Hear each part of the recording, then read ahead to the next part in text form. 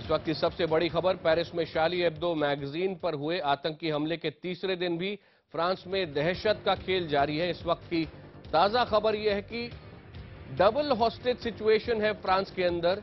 दो अलग अलग जगह हैं जहां पर इस वक्त लोगों को बंधक बनाकर रखा गया है। एक है उत्तरी पेरिस की दुकान, एक सुपरमार्केट, जहां पर दो हथियारबंद लोगों ने फायरिंग की है और इसमें 2 लोगों की मौत भी हो गई है। बताया जा रहा है कि अभी भी दुकान के अंदर कुछ लोग बंधक बनाकर रखे गए हैं। और जो दूसरी घटना है, वहां शार्ली एब्दो मैगजीन पर हमले के 2 आरोपियों को पुलिस ने हवाई अड्डे के पास एक बिल्डिंग में घेर लिया है। एयरपोर्ट पर फिलहाल कोई लैंडिंग और टेक ऑफ नहीं हो रहा है, रनवे को बंद कर दिया गया है। आतंकियों पर काबू पाने की लगातार कोशिश की जा रही है, लेकिन 2 अलग अलग जगहों पर इस समय ये हॉस्टेज सिचुएशन है। पेरिस से इस वक्त हमारे साथ लाइव जुड़ रही हैं वरिष्ठ पत्रकार वैजू नरावने, जो कई दशकों से फ्रांस में हैं। वैजू, पहले तो ये बताएं कि शार्ली एब्दो मैगजीन के अंदर 12 लोगों की हत्या करके जो 2 लोग भागे हैं, क्या आखिरकार अब उन्हें घेर लिया गया है? और उस जगह का नाम पहले आप हमें समझा दो कि फ्रांस के नाम आसान नहीं होते। द मार्ता एगोयल, द मार्ता उसको कहते हैं। वो छोटी सी जगह है, छोटा सा कमर्शियल टाउन है जहाँ पे छोटे मोटे बिजनेसेस हैं, कई रेजिडेंशियल अपार्टमेंट्स भी हैं, लेकिन सुनसान जैसी जगह है जो Paris airport, Charles de Gaulle airport के पास है, मतलब पेरिस से नॉर्थ की तरफ। जी, वहां इस वक्त सिचुएशन क्या है? वो एक छोटी सी प्रिंटिंग की दुकान है, प्रिंटिंग की कंपनी है, प्रिंटिंग प्रेस है, जिसमें वो चले गए। वहां पर एक हॉस्टेज है जिनका नाम डेविड है और वो बस वहां पर हैं। उनके साथ कांटेक्ट किया हुआ है उन्हें जो पुलिस वाले हैं। अब निगोशिएशन चल रही हैं। ऐसे लगता है वो कह रहे हैं कि हम हमला तो कर सकते हैं लेकिन हमला करना नहीं चाहते, क्योंकि उन्हें लाइव कैप्चर करने की कोशिश करने वाले हैं ये। अच्छा वैजू, एक बात बताएं, क्या ये बात इसमें कोई दम है कि ये जो 2 आतंकवादी हैं, इन्होंने कहा है कि ये महिलाओं को नहीं मारते, और ये भी सच है कि अभी तक इन्होंने एक पुलिस की जो पुलिसकर्मी थी उसके अलावा किसी महिला को नहीं मारा है?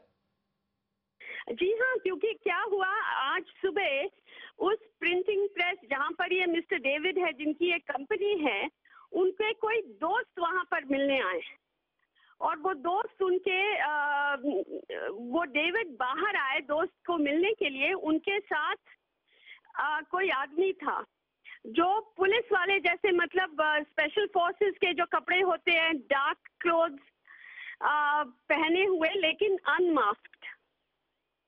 और उस वक्त डेविड ने अपने फ्रेंड को कहा, आप फटाफट चले जाइए यहाँ से। और इस वक्त वो जो आतंकवादी था, उन्होंने उनसे हाथ मिलाया, उन्होंने कहा था आप चले जाइए, हम सिविलियंस को नहीं मारते। अच्छा, तो इस वक्त सिचुएशन ये है कि इस प्रिंटिंग प्रेस में जो दमाख्ता नाम की जगह आप बता रहे हैं, यहां पर दोनों आतंकवादी अभी भी हैं। इनके सिर के ऊपर हेलीकॉप्टर्स ही हेलीकॉप्टर्स हैं। इनकी बिल्डिंग को हर तरफ से फ्रांस की पुलिस ने घेर लिया है। क्या इनका बचना असंभव है अब, या रात का फायदा उठाकर ये भागने की कोशिश कर सकते हैं? बिल्कुल असंभव है। अब पता नहीं, पुलिस किसी भी तरह से या तो खिड़की खोल के अंदर जाएगी, उनकी कोशिश होगी किसी भी तरह से बिल्डिंग के अंदर वो चले जाए, और फिर कैसे उसका फैसला कैसे होगा वो अभी तक मालूम नहीं है। लेकिन इस वक्त जो GIGN करके उनके जो स्पेशल फोर्सेस होते हैं, उनके जो स्पीकर है, वो कह रहे हैं कि हमें एक तो हॉस्टेज की बहुत फिक्र है, हमें जितनी पॉसिबिलिटी हो उतनी पॉसिबिलिटी तक जान बचानी है और हमें इन लोगों को जिंदा लेना है। ठीक है, तो ये तो बात हुई उन 2 आतंकवादियों की। इन्होंने जो बंधक बनाए हैं, कुल कितने बंधक इनके पास? क्या एक से ज्यादा हैं? नहीं, वहां पर प्रिंटिंग प्रेस में हमें खबर आ रही कि एक ही हॉस्टेज है। और ये जो 2 आतंकवादी हैं, इनका नाम है शरीफ और सईद। है, बहुत ही छोटी कंपनी है जिसमें सिर्फ 5 लोग काम करते हैं। ये बताएं कि इसके पहले कि मैं कोशर के सुपरमार्केट में क्या हो रहा है ये समझूं, आपसे ये समझना चाहता हूं कि शरीफ और सईद ये दोनों भाई है जिनके हम फोटो अभी अपने स्क्रीन पर भी दिखा रहे हैं, इतना लंबा समय क्यों लग रहा है इनको पकड़ने में? क्या इनको मार डालना होता अगर, तो पुलिस अभी तक मार डालती, लेकिन जिंदा पकड़ने की कोशिश हो रही है, इसीलिए ये अभी तक लगातार बचे हुए हैं? जी हाँ, क्योंकि पुलिस का ये भी कहना है कि अगर वो उन्हें जिंदा ले लें तो उनसे फिर बाकी इंफॉर्मेशन भी मिल सकती है, क्योंकि पहले तो उन्होंने कहा था कि सिर्फ जो छोटा भाई है उसका क्रिमिनल पास्ट है, उसका टेररिस्ट रिलेटेड पास्ट है, लेकिन आज ये पता चला कि जो बड़ा भाई है शरीफ, वो जाके यमन में उन्होंने मिलिट्री ट्रेनिंग ली है और वो तो अमेरिकन नो फ्लाई लिस्ट पर भी हैं। तो इसलिए अमेरिकन सीक्रेट सर्विसेज ने फ्रांस को खबर भेजी है कि हमें इन लोगों के बारे में बात मालूम है, क्योंकि ऑफ कोर्स अमेरिकन जो हैं वो यमन में बहुत मौजूद है।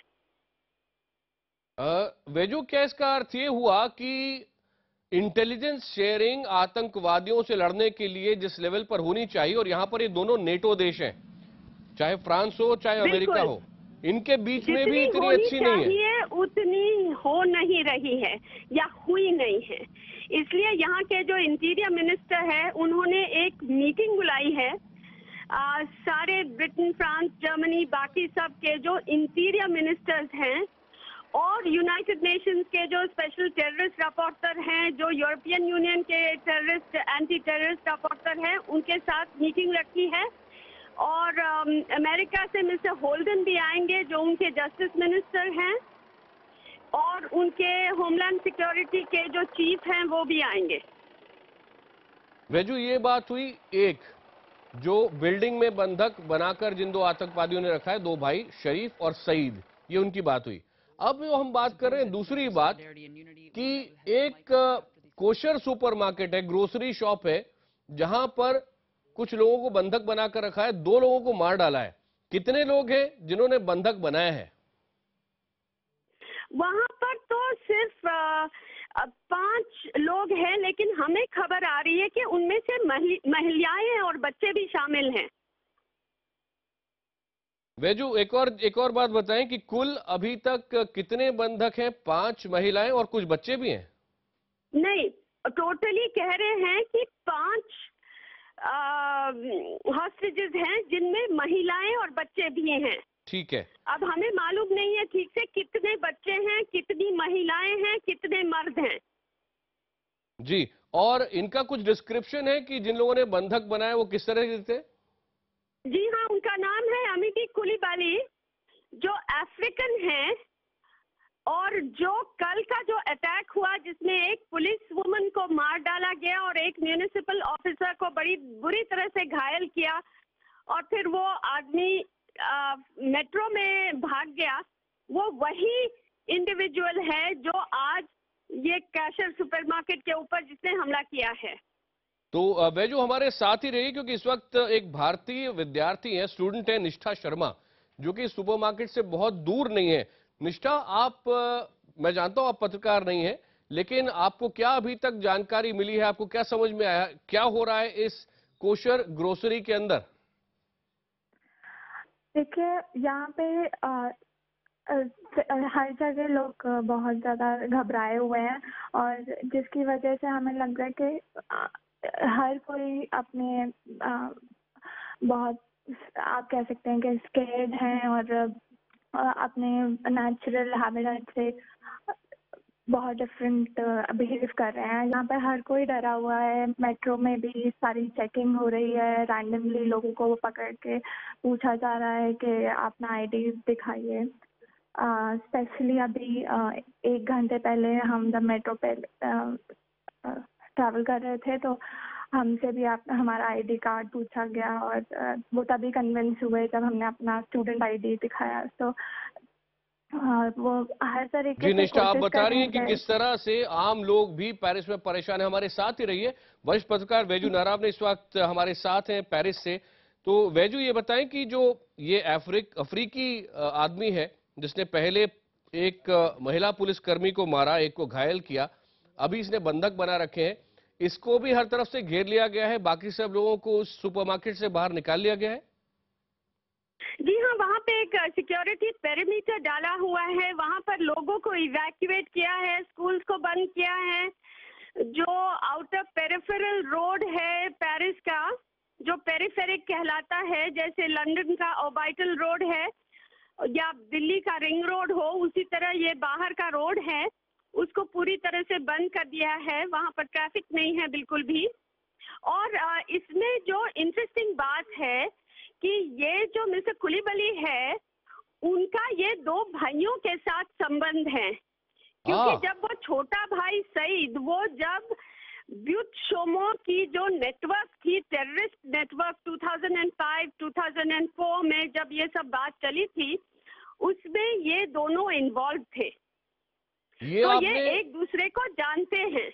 ये आपने बेहद महत्वपूर्ण चीज बताई कि ये जो 2 आतंकवादी शार्ली एब्दो मैगजीन के अंदर 12 लोगों को मार डालने के बाद भागे हैं, उनमें और ये जो अफ्रीकी आतंकवादी है जिसने अभी एक सुपरमार्केट के अंदर लोगों को बंधक बना रखा है, ये कोई कॉपी कैट अटैक नहीं है। संभव है कि ये नहीं, एक ही ग्रुप के लोग हैं। जी हाँ, वो लिंक्ड हैं। और जो भाई हैं, जो बड़े भाई हैं, जो शेरिफ नाम के, उन्होंने कल जब वो कार हाईजैकिंग की थी, तब उन्होंने कहा था कि ये जो काम है, ये येमेनी अल कायदा का काम है। तो अब सारा पैटर्न इमर्ज करने लग गया है इस घटना से। अच्छा, थोड़ा सा विजुअल बताएं, क्योंकि आप शायद, मैं नहीं जानता, आप शायद हमको देख नहीं पा रहे होंगे इन विजुअल्स को, लेकिन हम एक विजुअल अभी देख रहे हैं जिसमें ट्रैफिक जैम है और जो मेन सड़क है, मुझे लग रहा है ये जो कोशर ग्रोसरी है उसके आसपास है। और इसमें मुझे 3 गाड़ियां अपने सामने नजर आ रही हैं। एक मेन रोड है जिसको हर तरफ से बंद कर दिया गया है, ट्रैफिक पूरी तरह जैम है। तो इसके बारे में बताएं कि ये किस तरह का इलाका है पेरिस का? देखिए, ये राइट ईस्टर्न पेरिस का इलाका है, वो दूर का इलाका नहीं है। वहां पर वो सैन मॉन्डे करके कहलाता है और वो बिल्कुल पेरिस से सटा हुआ है। इसलिए जब आप पोर्ट द वेंसेन, मतलब वेंसेन की जब सॉर्टी लेके जाते हैं बाहर पेरिस से जाने के लिए, वो ईस्टर्न तरफ एकदम स्ट्रेट ईस्ट आपको निकालता है। और वो ईस्टर्न सबब है, लेकिन दूर का सबब नहीं है, और काफी अमीर सबब है जहां पर जूइश पॉपुलेशन काफी है। संभव है कि जो लोग बंधक बनाए गए उनमें यहूदी भी हो, जूस भी हो? वो हो सकते हैं, क्योंकि वही जाते हैं वो सुपरमार्केट में अपनी शॉपिंग करने के लिए। आम लोग काशर सुपरमार्केट में नहीं जाते हैं। वे जो हमारे साथ ही रही, एक छोटा सा ब्रेक हमें यहाँ लेना पड़ रहा है, लेकिन ये बेहद महत्वपूर्ण बात है किस तरह से सुनियोजित तरीके से ये पूरा हमला पिछले 3 दिन से अलग अलग जगहों पर किया जा रहा है। बहुत साफ हो रहा है, चाहे शार्ली एब्दो की बात हो, चाहे इस तरह से जहां ये यहूदियों के इलाके में घुसकर कोशर सुपरमार्केट के अंदर लोगों को बंधक बनाया गया है। पूरी तरह से सुनियोजित आतंकी हमला साफ साफ नजर आ रहा है।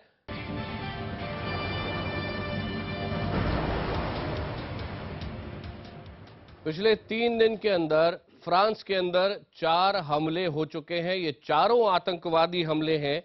और इस वक्त हमारे वरिष्ठ सहयोगी MK झा भी हमारे साथ हैं, और हमारे साथ फ्रांस से निष्ठा शर्मा, जो एक भारतीय छात्रा हैं, वो भी इस वक्त पेरिस से जुड़ी हुई हैं, उनके पास भी चलेंगे। लेकिन MK, सबसे पहले आपसे समझना चाहूंगा, 4 बड़े हमले और इसमें कम से कम 3 हमले ऐसे हैं जो आपस में जुड़े हुए लगते हैं। बिल्कुल, आज का अभी का जो हॉस्टेज सिचुएशन अगर आप देखें तो दोनों जो अलग अलग जगह है उनकी जो दूरी है ये सिर्फ 25 मील की है। और जो एक खबर अभी मैं देख रहा था उसमें यह कहा जा रहा था कि इनका जो बड़ा भाई है, जिसने जो 2 भाइयां जिन्होंने वो शार्ली हेब्दो अखबार पर हमला किया था, उसमें से एक भाई 2011 में यमन के इंटेलिजेंस की तरफ से ये कहा गया है कि वो यमन गया था और वो इलीगली वहां पर एंटर किया था और वहां पर उसने बाकायदा पूरे हथियारों की ट्रेनिंग ली थी। तो अब जो तस्वीर है बिल्कुल साफ होती जा रही है कि किस तरह ये सारे हमले एक दूसरे से जुड़े हुए हैं और एक साजिश के तहत किए जा रहे हैं। कुछ लोग भारत में भी ऐसे, अभी भी ऐसे लोग हैं MK, जो ये इस तरह की बातें कहते हैं कि अगर कुछ पाकिस्तान में हो रहा है, अगर कुछ अफगानिस्तान में हो रहा है, अगर कुछ यमन में हो रहा है, अगर कुछ नाइजीरिया में हो रहा है तो बहुत दूर है, उसका हमसे क्या लेना देना, लोग इतना ध्यान नहीं देते हैं। लेकिन शायद फ्रांस में और अमेरिका में भी लोग पहले ध्यान नहीं देते थे। इस वक्त आप ये कह रहे हैं कि यमन में ट्रेनिंग लेके, और जिस आतंकवादी का नाम नो फ्लाई जोन में अमेरिका की लिस्ट में था, वो अभी इस वक्त 12 लोगों की हत्या करने के बाद हॉस्टेज बना के लोगों को बैठा हुआ है। बिल्कुल सही बात है। और दूसरी बात देखिए, इसके रिपरकशंस काफी होने वाले हैं, क्योंकि जो यूरोप में जो ज्यूज की पूरी पॉपुलेशन है, आधी पॉपुलेशन जो है वो फ्रांस में रहती है। और जिस तरीके से ये दूसरा हॉस्टेज सिचुएशन वहां पर हुआ है, कोशर जो ज्यूज का जो ग्रोसरी स्टोर है, जिनका वहां पर आना जाना लगा रहता है ज्यूज का, अगर वहां पर इस तरह की सिचुएशन हुई है तो हो सकता है कि कॉपी कैट जिस या अटैक जो भी ये लोग कह रहे हैं, क्योंकि अब वो नहीं है, एक दूसरे से लिंक है, की सरकार लेकिन तो वो खबर दबाने की कोशिश कर रही है कहीं ना अब कहीं। इसका ये मतलब है कि इसके रिपरकशंस होंगे। अब फ्रांस जैसे देश में जहां पर अभी इस तरह की कोई वारदात नहीं हुई थी। ठीक है, मैं जल्दी से निष्ठा को भी शामिल करना चाहता हूं। निष्ठा, आप भारतीय छात्रा हैं, पेरिस में हैं, आप क्या पढ़ रहे हैं और आप अपने आसपास क्या देख रही हैं? टेलीविजन स्क्रीन पर क्या देख रही हैं? न्यूज क्या आ रही है? न्यूज़ हर जगह यही आ रही है कि यहाँ पे कितना टेरर मच रखा है और हर जगह गन फायरिंग होती है। मतलब कि आप हर एक घंटे में कहीं ना कहीं शूटिंग ऐसे या रिपोर्ट्स आ रही हैं। तो लोग पहले दिन तो ये था कि ये कितना बुरा हुआ है, लेकिन अब यहाँ पर ये माहौल हो गया है कि हर कोई डरा हुआ है। और स्पेशली पब्लिक ट्रांसपोर्ट जो है वो लेने से लोग डर रहे हैं, और जहाँ पे ज़्यादा भीड़ वाली जगह है वहाँ जाना नहीं चाह रहे हैं। तो सब कोई अपने घर में ज़्यादा सेफ महसूस कर रहा है। और इसी वजह से हमारे कॉलेज में भी पहले दिन के इंसिडेंट के बाद तो मौन रखा गया था, लेकिन अब इतना ज़्यादा वायलेंस बढ़ गया है कि ये लोग अपनी फीलिंग्स, स्पेशली जो पेरिशियंस हैं, वो अपनी फीलिंग्स डिस्क्राइब नहीं कर पा रहे हैं। जी निष्ठा, मैं समझ रहा हूं, और आप अपना भी ख्याल रखें। आपके पास वापस आगे जानकारी के लिए आते रहेंगे, लेकिन साथ ही साथ एक और महत्वपूर्ण बात है। छन छन कर खबरें आ रही हैं, लेकिन फ्रांस से ये जानकारी आ रही है कि कुछ मस्जिदों पर भी हमले हुए हैं, और फ्रांस में इस वक्त ये कोशिश की जा रही है कि सारे समुदायों को एक साथ लाया जाए और इस आतंकवादी हमले के खिलाफ सब मिलकर लड़े। एक बड़ा मार्च भी वीकेंड पर रखा जा रहा है, लेकिन इस बीच ये 2 हॉस्टेज सिचुएशन जारी है।